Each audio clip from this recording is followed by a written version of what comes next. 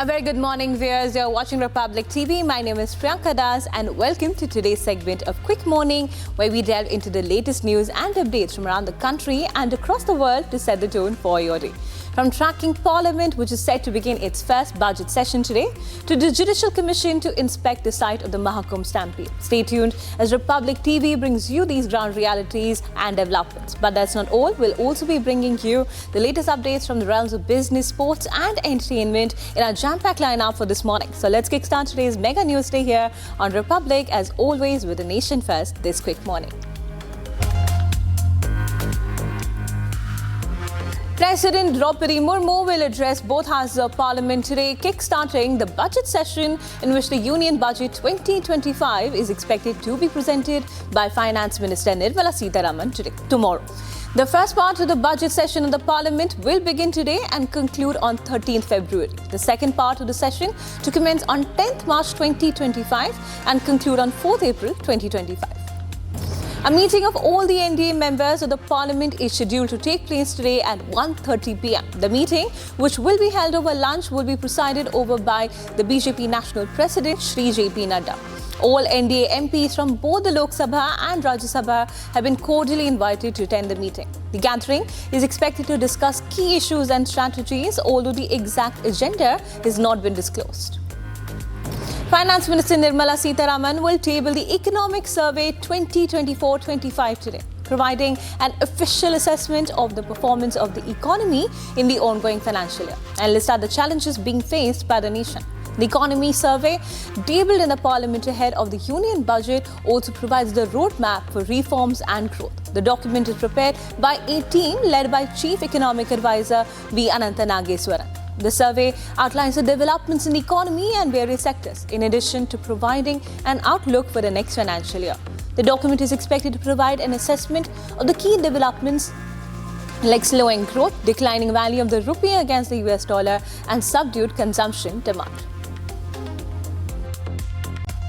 हमने शुरुआत में सब पार्टियों से अपील किया है कि ये बजट सत्र है और साल का पहला पार्लियामेंट सेशन है, तो इसका शुरुआत देश का महामहिम राष्ट्रपति जी द्वारा संबोधित करेंगे। इकोनॉमिक सर्वे पेश होंगे 31 जनवरी को, फिर 1 फरवरी को 2025 का बजट पेश किया जाएगा। The government is likely to introduce a bill in the Parliament for streamlining the various services related to the immigration and foreigners, including their entry, exit and stay in the country. The Immigration and Foreigners Bill 2025 is expected to be introduced in the upcoming budget session by Union Home Minister Amit Shah. The legislation is aimed at streamlining the various services related to immigration and foreigners, including their entry, exit and stay. Now, India currently is governed by the Registration of Foreigners Act 1939 and the Foreigners Act 1946. While Indian visas of all categories to foreigners can be granted in physical or sticker form by Indian mission or posts located abroad, the Bureau of Immigration grants electronic visas under 7 categories to people from 167 countries. The Yogi government of Uttar Pradesh has come on alert mode regarding the stampede accident at the Prayagraj Mahakumbh fair. After the incident, CM Yogi Adityanath held a meeting with officials and gave necessary guidelines. On the instructions of CM Yogi, the Chief Secretary and DGP have reached Prayagraj. Meanwhile, a judicial inquiry committee has been formed to investigate this accident. A 3-member inquiry committee has been formed under the leadership of retired Judge Harsh Kumar. The judicial committee has started its work from the second day of the incident.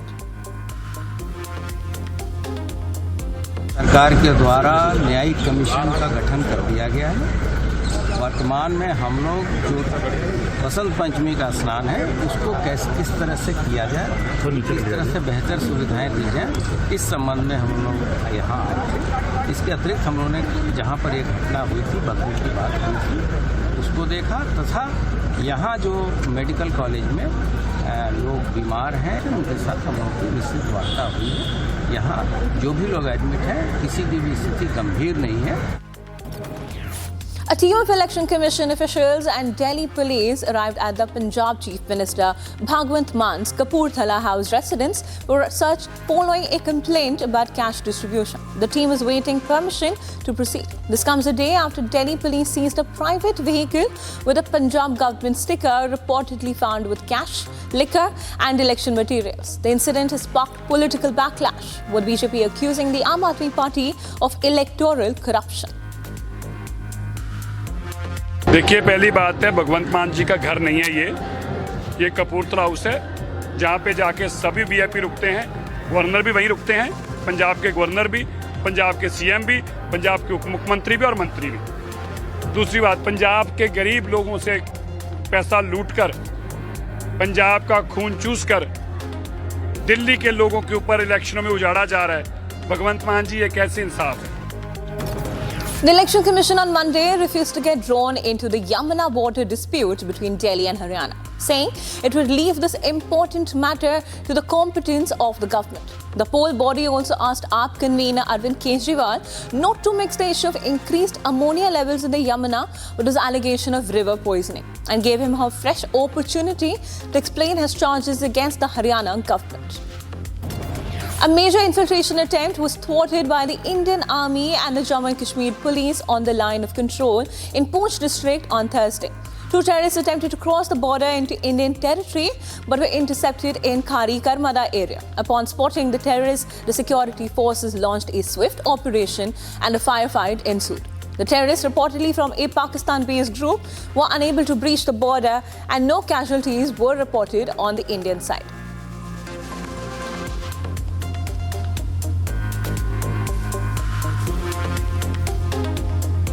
We are tracking the top business stories for the day. We bring you the latest updates on India's economic landscape.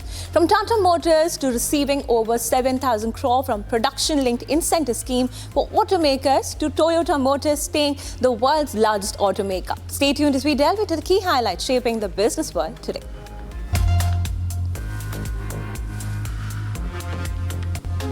Tata Motors, a leader in domestic electric vehicle market, expects to receive rupees 7,000 crore from the government's production-linked incentive scheme for automakers over the next 5 years. During a media briefing after the company's third quarter earnings report, Chief Financial Officer P. Balaji emphasized the importance of the PLI scheme in supporting the Tata Motors' EV strategy. He also shared that the company has committed $2.2 billion in investment towards its EV division, that's Tata Passenger Electric Mobility. Toyota Motor Corporation has retained its position as the world's top-selling automaker for the fifth consecutive year, with 10.8 million vehicles sold globally in 2024.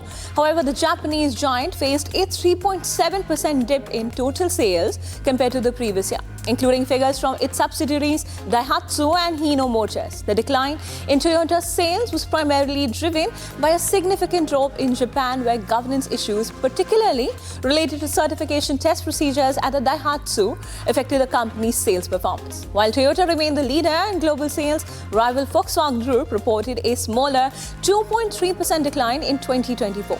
With sales just over 9 million vehicles, the German automaker is currently navigating cost-cutting measures and a price competition war in key markets like China. Whirlpool Corporation plans to lower its stake in Whirlpool of India to about 20% through a market sale by mid to late 2025. Despite a sell-down, Whirlpool Corp emphasized that Whirlpool India will remain an important part of its portfolio. The move aims to give Whirlpool India greater autonomy to adapt to the changing industry conditions and focus on accelerated growth. As per a report by the Union Bank of India, or the UBI, the next 10 days will be pivotal for India's economic trajectory, as the upcoming budget on February 1st and the Reserve Bank of India's Monetary Policy Committee meeting on February 7th will lay policy map to give a push to the economy. In FY 2024, the economy faced a slowdown after a growth rate of 8%. In the July-September quarter, the growth rate fell to 5.4%. The report said the government will focus on fiscal consolidation. The report expects that the government will consolidate the fiscal deficit target to 4.5% of the GDP in FY 26 from 4.8% in FY 25. Vodafone has said that it has made the world's first video call satellite by using standard smartphone from a remote location. The service provider plans to roll out the technology for its users across Europe later this year and in 2026. The mobile operator's CEO, Margarita Delaval, received the call on Monday from company engineer Rowan Chesmer, who was located in the Welsh mountains where there was no network signal. The centre on Thursday said DeepSeek, an open-source model, will soon be hosted on Indian servers to address the data security and privacy concerns over the Chinese AI platform. Chinese company DeepSeek made headlines after its AI model R1 overtook ChatGPT as the top-ranked free app on Apple's App Store. Challenging the AI dominance concentrated so far with the US firms, particularly Silicon Valley frontrunner OpenAI. On Thursday, IT Minister Ashwini Vaishnaw asserted that every app or system which needs to be tested on security parameters will be tested and decisions will be taken. DeepSeek has been trained on 2000 GPUs is what has been reported by the media. Based on this common compute facility, the startups who wanted to develop foundational models will get the opportunity to develop India's own foundational models now. Same structure we are following here in AI Mission also. It will be a technical team which evaluates the proposals and then we fund those proposals. Moving on to our international segment, where we're tracking the ground pulse of some of the biggest global headlines. Today, we delve into the significant developments from around the world, from tracking the deadly plane crash in Washington, D.C., to NASA astronauts Sunita Williams and Butch Wilmore embarking on their first spacewalk. Stay tuned as we unravel the latest updates shaping the global landscape.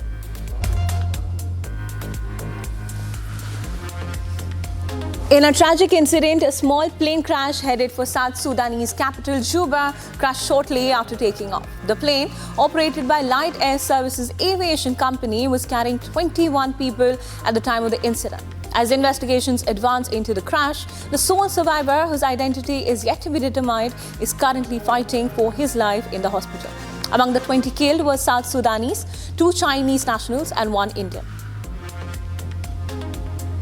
NASA's 2 Stark astronauts took their first spacewalk together on January 30th after 8 months of being stuck in the International Space Station as US President Donald Trump seeks billionaire Elon Musk's help to bring the stranded astronauts home. Commander Sunita Williams and Butch Wilmore floated out to perform maintenance work and wipe the station's exterior for evidence of any microbes that might still be alive after launching from Earth and escaping through vents.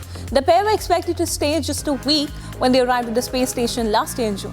But a brand new ride, Boeing Starliner capsule bound to bring the duo back, encountered trouble. As NASA decided to pull back from the mission, Williams performed a spacewalk 2 weeks ago with another NASA astronaut. It marked Wilmore's first time outside the Strip. Both racked up spacewalks during their previous stays at the space station. Dozens of protesters gathered outside the Malaysian embassy in Indonesia's capital to protest against a fatal shooting of an Indonesian migrant worker in the neighboring waters. The angry crowds attacked the embassy with eggs. The protest came a day after Indonesian authorities received the body of a 50-year-old migrant worker who was fatally shot by the Malaysian Maritime Enforcement Agency of APMM for alleged trespassing.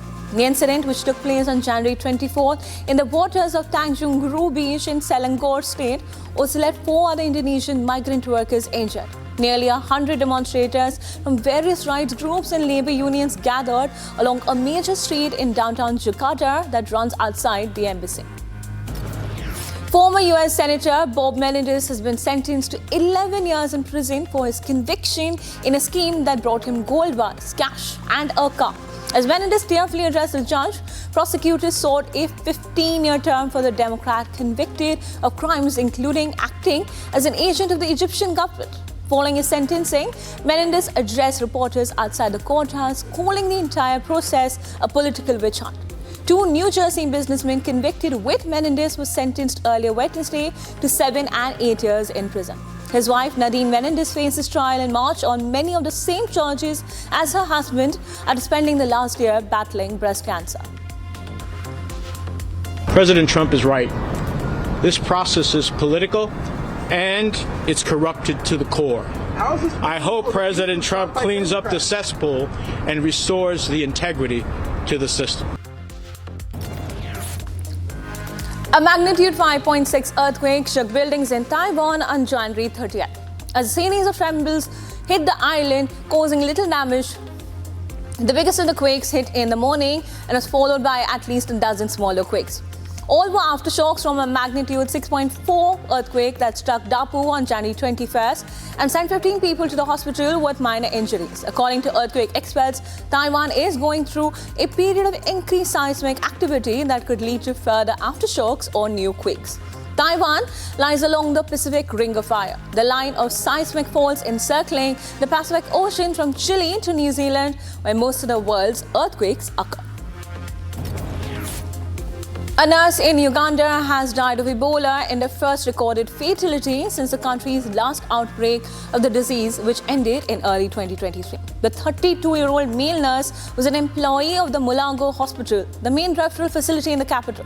The nurse was treated at several locations after developing a fever. The health authorities are reportedly in control of the situation and have urged the citizens to report any suspected cases. Ebola, which is spread by contact with bodily fluids of an infected person or contaminated materials, manifests as a deadly hemorrhagic fever. Symptoms include fever, vomiting, diarrhea, muscle pain, and at times internal and external bleeding. Scientists don't know the natural reservoir of Ebola, but they suspect the first person infected in an outbreak acquired the virus through contact with an infected animal or eating its raw meat. The patient presented with a 5-day history of high fever, chest pain, and difficulty in breathing. And this started on 20th of this month. The symptoms later progressed to unexplained bleeding from multiple body sites. The patient experienced later, at the time of his death, he had also started showing the signs of multiple organ failure. And all this happened at National Referral Hospital, Mulago. Hundreds of environmental protesters sat outside the Royal Court's Justice on January 30th, blocking traffic in central London. 16 environmental activists who were jailed for actions including stopping traffic, blocking an oil facility, and splashing a Van Gogh painting with soup went to a London court for 2 days to challenge their sentences. The group argues that the jailed protesters are political prisoners who are acting in self-defense to protect the families and communities. I'm really appalled that people are being sent to prison just for protesting, and I'm just appalled at the way British government it seems not to be bothered about this kind of insidious journey toward what seems very dictatorial kind of attitude. The South African military is working on sending more support and supplies to its troops in Congo after 13 of its soldiers died during the clashes with Rwanda-backed M23 rebels in the last few days. It is also working on repatriating the bodies of the fallen soldiers, a process that is expected to take longer than usual because of the volatile situation in Goma.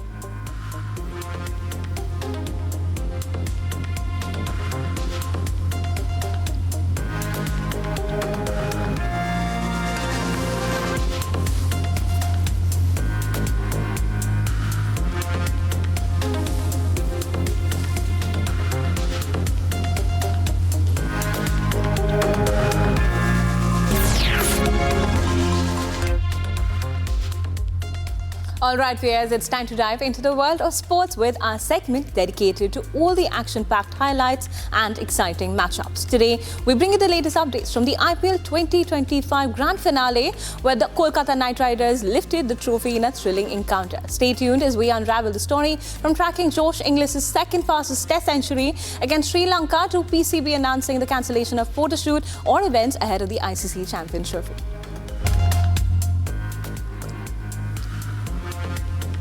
Australia ace pacer Mitchell Starc created a major record in international cricket. On his birthday, the 35-year-old picked up the wicket of Dimmud Karunaratne to complete 700 wickets in international cricket. Starc also joined Shakib Al Hasan to become the second active cricketer to name 700 international wickets to his name. Among current active Indian cricketers, only Ravindra Jadeja is close with 597 international wickets to his name. Australia continued to dominate England in the ongoing Women's Ashes as the hosts had the upper hand on the opening day of the day-night test at the iconic Melbourne Cricket Ground. It was yet another tough day down under for England, but their all-rounder Nat Skyver-Brunt created history with the bat. She scored 51 runs after England were invited to bat first to become the first batter in women's cricket to register a 50-plus score in 6 consecutive tests. She's been extremely consistent in the longest format of the game, scoring 865 runs in 19 innings. Australia's middle order batter in the red ball was stacked, and for the same reason Josh Inglis had to wait to break into the playing 11 in the test. However, the team management always appreciated the keeper batter's ability to play well in spin-friendly conditions, and for the same reason he was picked for the Sri Lanka tour and has eventually handed his test debut in the first test at the Galle International Cricket Stadium. Inglis capitalised on the opportunity and created history by smacking the second fastest century on test debut. The 29-year-old completed his stunt in just 90 deliveries and surpassed former West Indies international Dwayne Smith to name the record.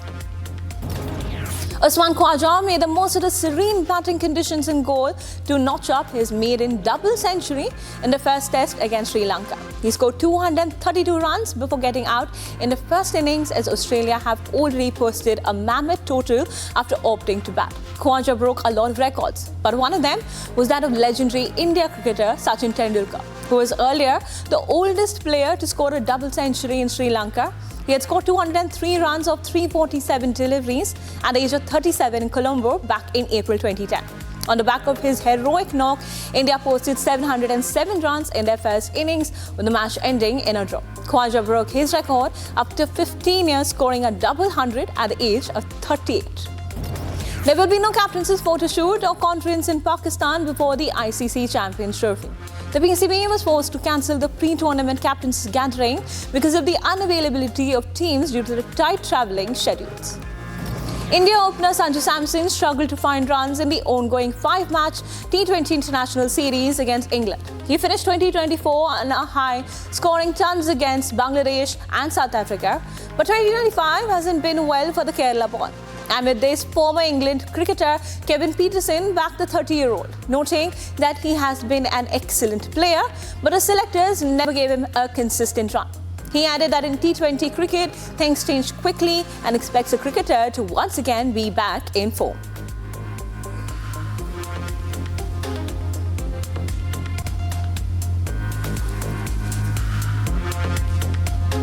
Tracking the buzz, it's time to delve into the world of entertainment. Today, we bring you highlights from Dave Matthews cancelling the Fire 8 concert to documentarian Chernow discussing his latest work at the Sundance Festival. This and more as we unravel all the latest updates from the entertainment industry this morning.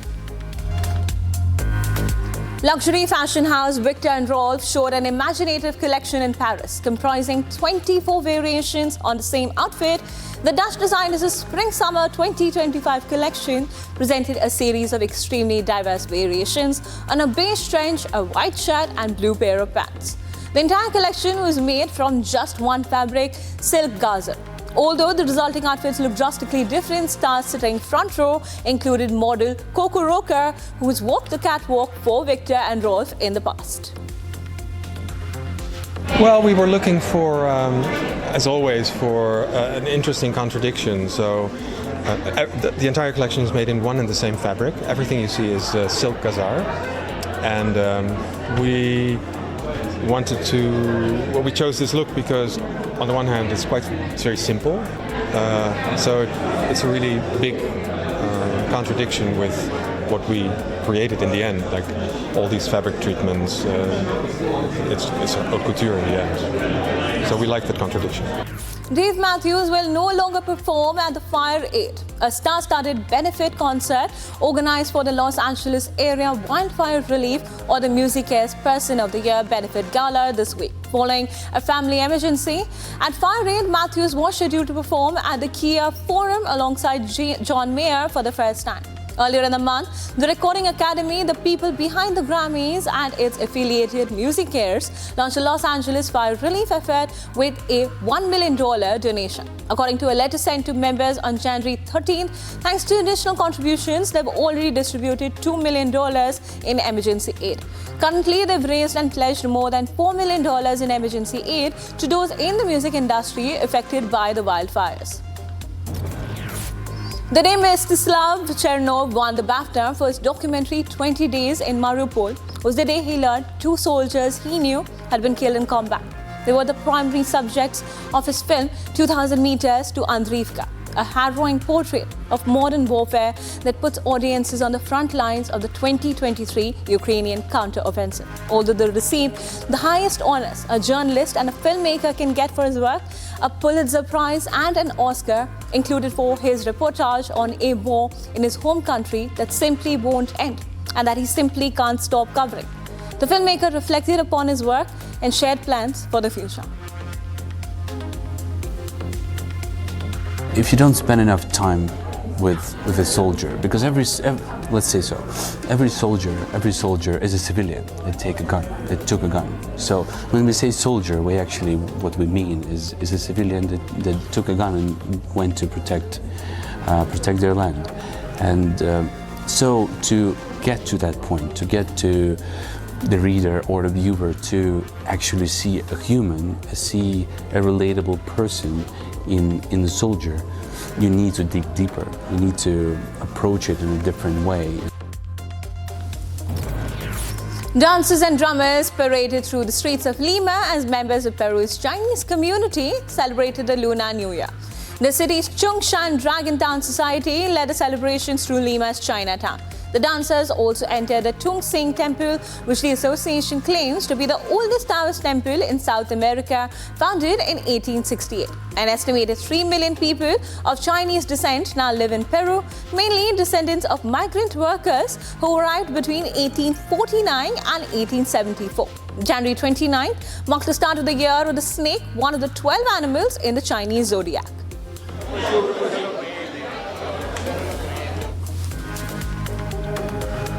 And that's a wrap for today's segment of Quick Morning. Don't go anywhere, viewers. We'll be right back tracking the top headlines and biggest stories from across the globe only on Republic TV.